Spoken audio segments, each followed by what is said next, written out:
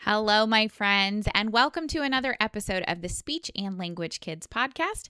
I am your host, Carrie Clark, and today we are going to be discussing some hacks for group speech language therapy. So, I'm going to be giving you some strategies and some ideas to make group speech language therapy more effective and easier on your schedule as well. And we're going to be giving you a whole bunch of different things for that today. I am live inside the hub. Hey, Peg, welcome. All right, so if you guys who are watching me live have any questions, you can pop into the chat and put those in there as we go along. But I want to address this idea of how do we make group speech language therapy more useful, more helpful, and more effective, particularly in the school setting. Because what we're seeing is we have speech language pathologists who are in the school setting with 50, 60, 70, even more kids on their caseload that they are trying to see every week. And a lot of that comes down to the fact that there's not enough funding to go around. There's not enough staff to go around. And so we see our school SLPs, SLPAs, SALTs, whatever your alphabet soup is. We see all of you out there who are trying to figure out how to serve all the children that need their support and who have qualified for services and make sure everybody gets what they need. But within the constraints of there's only so much time in the day, right? And almost only so much time in the school week. So how can we get everyone's needs met, help the kids that need to be helped, given the limited amount of time that we have? And that often comes down to group speech language therapy. And I know sometimes it feels like groups happen just because we have a full schedule, but they can also be really effectively used to teach communication skills because of the group setting. So it's not that group therapy is bad and individual would be better, because often if we can structure our groups right, we can actually help the children learn from each other and by each other. And that allows them to be better supported than if we are just seeing them by themselves. So today we're going to be talking about all of that. How do we give you some tips and tricks that are going to help you do group speech language therapy more effectively? Hey, Kim, good morning. Okay, welcome to everybody who's with me live. As I said, if you guys have any questions, please pop those in as we go along here. We're going to be talking about a lot of stuff. All right, I also wanted to mention the reason that we were talking about this today is that this week on Facebook, we are doing a school speech hackathon is what I'm calling it.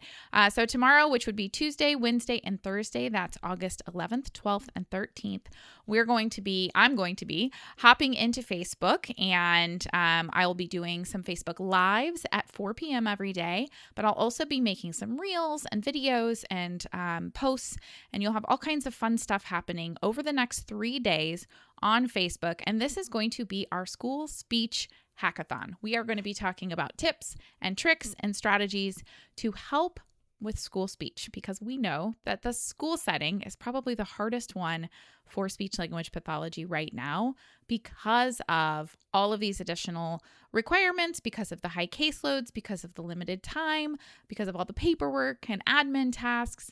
We know how hard it is to do school speech. So that is our focus this fall, and that is the focus of our back to school events that are happening right now. So join us on Facebook.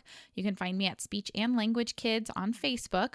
We're going to be doing those events, and then we also have a sale going on right now. So you guys can get access to our SLK curriculum. You can get 30% off either your first month, your first year, or the lifetime access plan by using the promo code FIXSchoolSpeech. So you can find that at hub.speechandlanguagekids.com. But without further ado, let's jump in to our strategies for group school speech language therapy. And I should say, I had somebody ask earlier too, if this is only for schools, and of course not. This is also very easy to use our same system in a clinic, in a private practice, in any other setting that you're working in as well. But like I said, we're focusing on those school speech language pathologists because we know how hard that setting is right now. Hey, Robin, welcome. All right, Robin, as we're going along, you can pop questions into the chat there. Okay, so let's go through the strategies then. The first thing I want to talk about is the structure of your sessions and the scheduling, because I feel like this is the hardest part of group speech therapy, and it's really the backbone of what makes everything else possible. So if we are going to have effective group speech language therapy, we really need to think about setting this up more as a mini class instead of as what I like to call simultaneous individual therapy.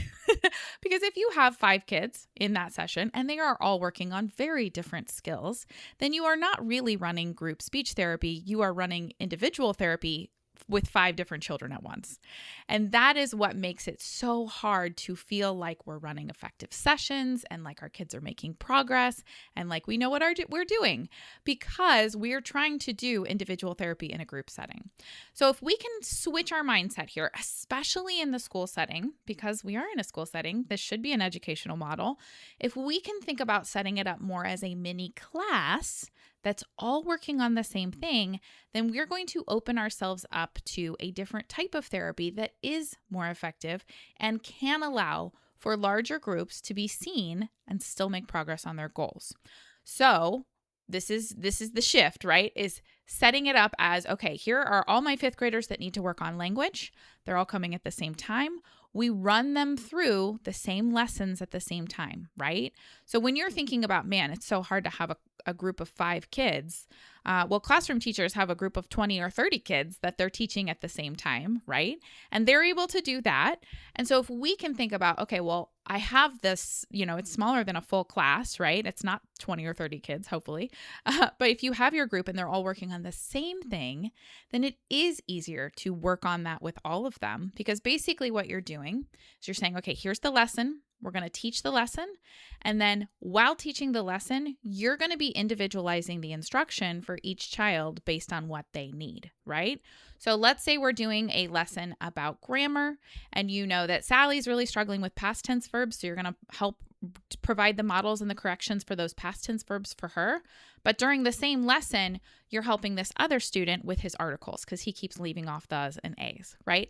So we're still providing that individualized instruction because that's what we do, right? That our brains know how to make that happen. We know what each child needs, but we're doing it within the context of a pre-built lesson that everybody's working on the same thing at the same time. All right. So we want to group our students when we're doing these group sessions. We want to group them by communication areas. So we're clustering kids that are working on fluency together. We're clustering the kids that are working on language together. And I know that this is a big ask because usually what happens, right, is we go, okay, well, this kid can't be pulled during this time and this one can't be pulled during this time. And so we end up with these groups of convenience where it's just, okay, well, these were the 5 kids that are available right now and they aren't all working on the same things. So part of doing it this way is helping your administration and your teachers understand the why behind why we're grouping kids together and explaining that, hey, if we have a consistent time for all of our 5th graders that are working on language and they all show up at this time, then we're going to be able to help them help each other, right? They're going to be learning on skills alongside their peers instead of everyone working on something different.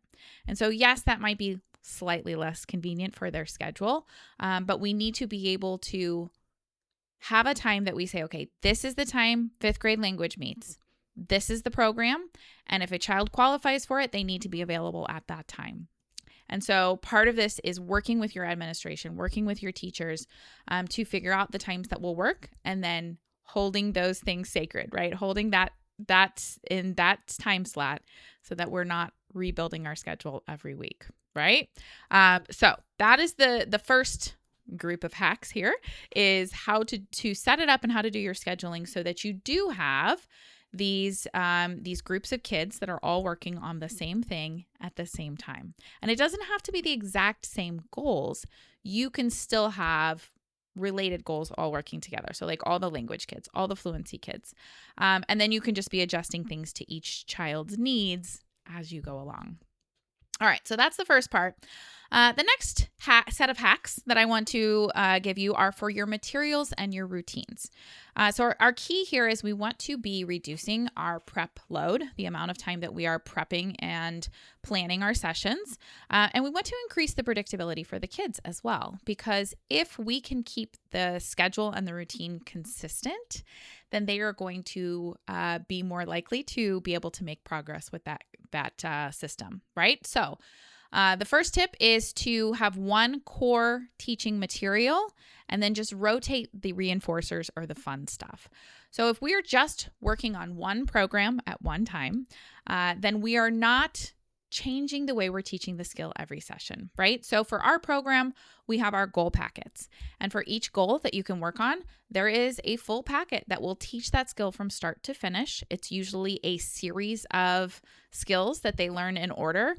We put these skill progressions together to make it so that, okay, if a child's having trouble asking and answering questions, you go through these, however many activities it is, and by the end of it, they've learned that skill because we're stringing together these skill progressions where they go step by step through it. Okay, so for our goal packets, we say print out the goal packet and have that goal packet the thing you teach from for the next month, 2 months, however long it takes to get through that packet. Because you're not just saying, okay, we're just going to run through it and we're done. You're sticking with each skill until they've got it, and then you're moving to the next skill and working on that till they've got it, and you keep going. And so I think what we tend to get into the trap of is we say, okay, well, we're working on answering where questions. Okay, so today I go on Teachers Pay Teachers, I print out this cutesy where questions activity, and we do that.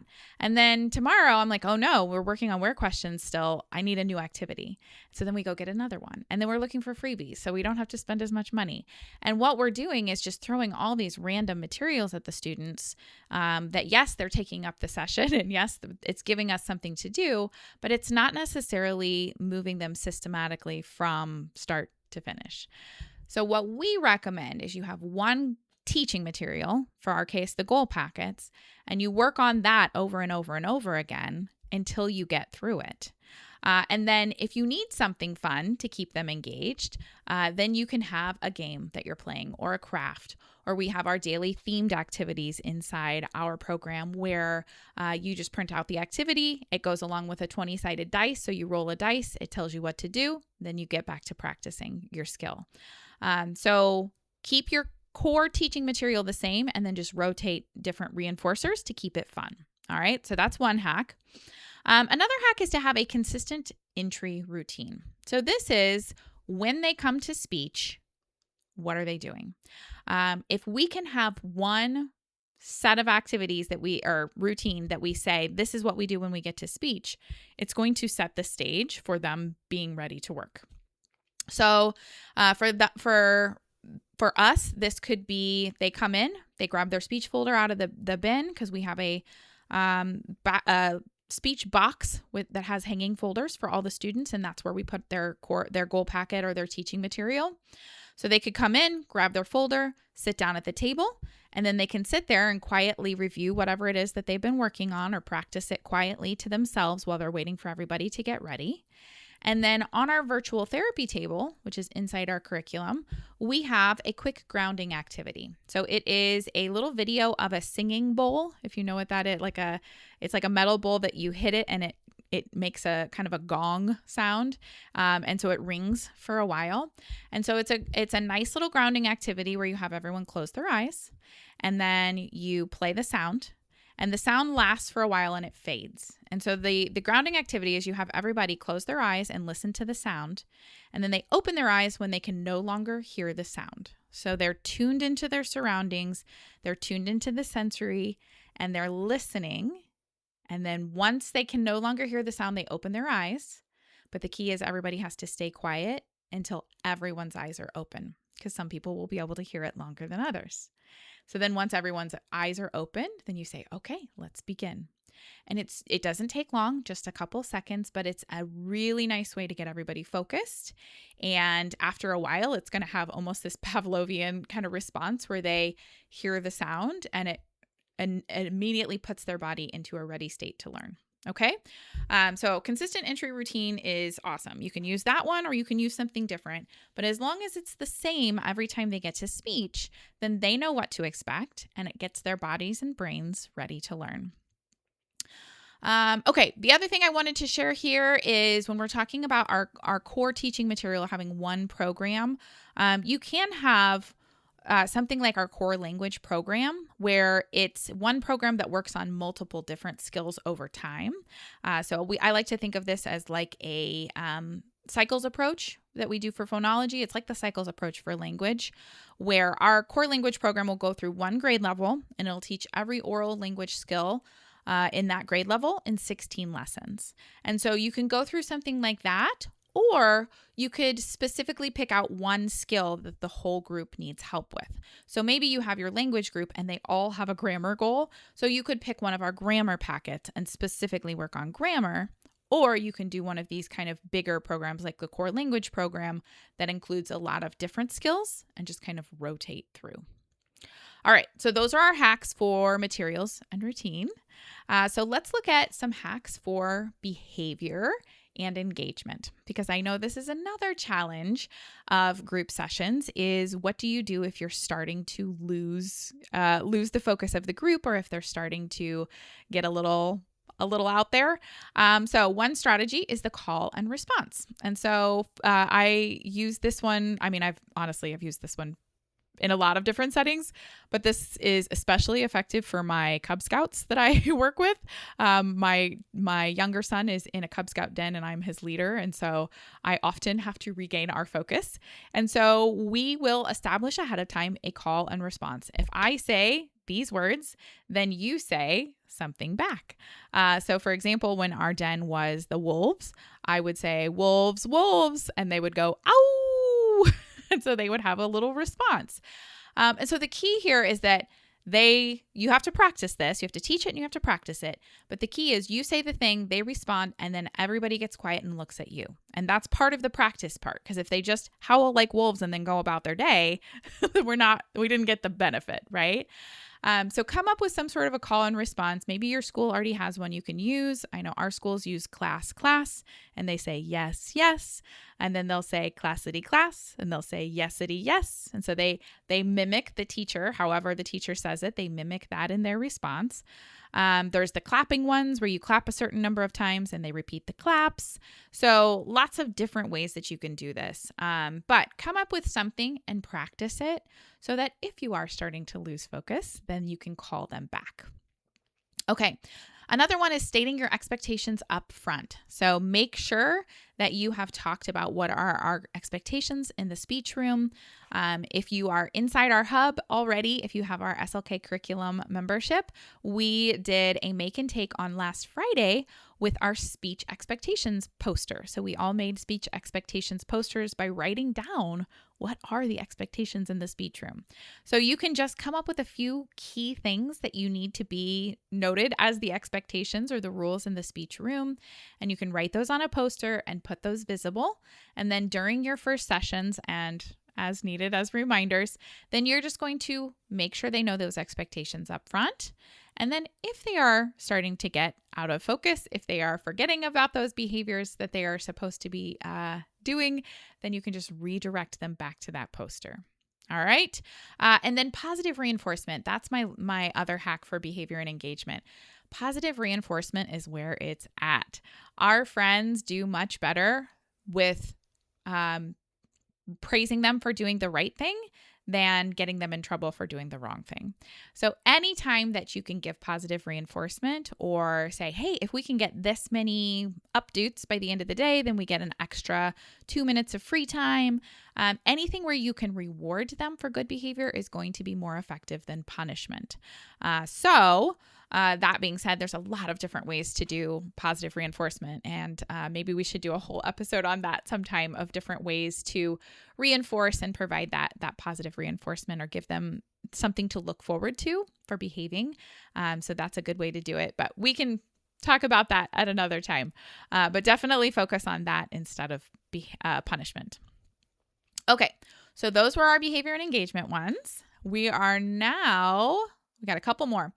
So let's talk about flexibility and support. Okay, so when we are looking at the kind of scheduling we're talking about here, setting it up as a mini class, we have the possibility that some of those groups might get large, right? Especially our language groups. If we have a language group for 5th grade and we have a whole bunch of kids that qualify into the 5th grade language group, as long as they're all working on similar goals, then we can put them all together in a group. However, if that group starts to get large, the key here is to add extra adults to support the group instead of trying to just break it up into a whole bunch of little groups, right? As our caseloads get larger, we are going to have the most benefits if we are able to keep those groups together, but then add extra support so that we still have the time to make sure that we can do all of the different pieces and see all of the kids. And we're going to talk in a minute about our 4th week of the month, which is our indirect week. But we want to make sure that we're keeping the kids together that are working on the same skills. And then we want to make sure we have time to get all of the kids seen. So the best way to do that is to add an extra adult to support the group. So this at this point becomes more of an advocacy thing for a lot of you because you don't necessarily have an assistant or an aide. Wouldn't that be great if we all did? And so you can go to your administration and say, okay, hey, I've got this group, all of the 4th graders that are working on language skills really need to be working on it together. And I can run this as a class, which will work really great for them. But I'm going to need some extra support. And so you can talk about workload. You can talk about scheduling. You can talk about all of these things that make it so that this method does make the most sense. And then you can say, okay, and so I'm going to need a paraprofessional or a classroom aide or a parent volunteer, somebody to come in and help me manage behavior. And then what you can also be able to do then is to be able to train them on the strategies that they can use throughout the rest of the day with that student. So if it's a para who's already in that classroom or a classroom aide who's already in there. Another way to do this, though, is to co-teach. So maybe we're co-teaching with the classroom teacher. And so now we're able to model the strategies that this child needs in this small mini class. And then the classroom teacher is able to carry that over throughout the whole rest of the school day. Imagine how much faster that progress is going to be, right? Or maybe we're co-teaching with the special education teacher because she needs to work on these skills anyway. So we co-teach, manage a bigger group, but then we can model strategies that she can use with those students as well. Maybe if you're doing social skills, you could be co-teaching with the counselor.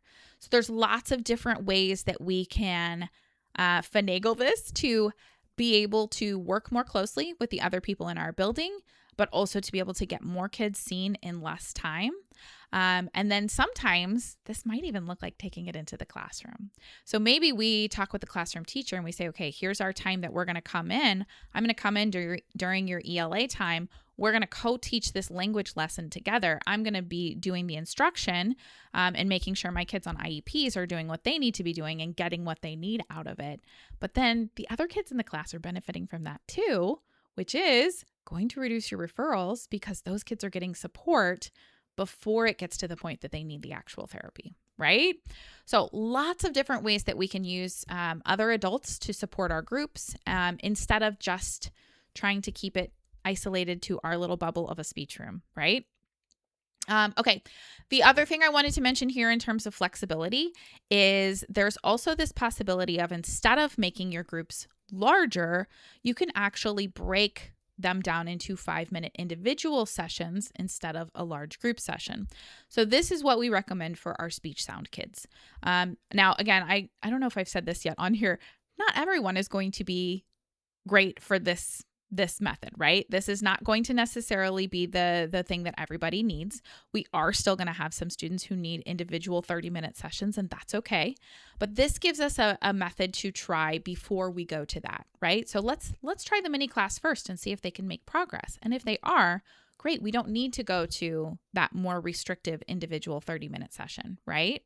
But that being said, going back to speech sounds, most of our kids on speech sounds that are just working on speech sounds do great with a 5-minute session by themselves a few times a week. So maybe 2, 3, if they're really severe, maybe every day. So 5 times a week.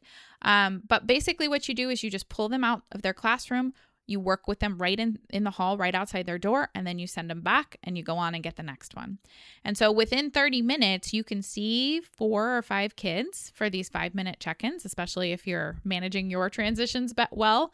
But you can get the same number of kids seen, but they each get an individual session instead of a 30-minute group session. And the progress we see with these kids is really amazing. There's a lot of research that supports this 5-minute model of working for 5 minutes individually instead of 30 minutes in a group or however long you have them. Again, I've done other podcasts on 5-minute sessions, so I'm not going to go into all the details. But consider that as well as another way to be flexible and to find a different group setup or a different setup for delivering those minutes. Okay, one more hack, and then we're going to call it because we're getting close on time here. But my last hack is for generalization.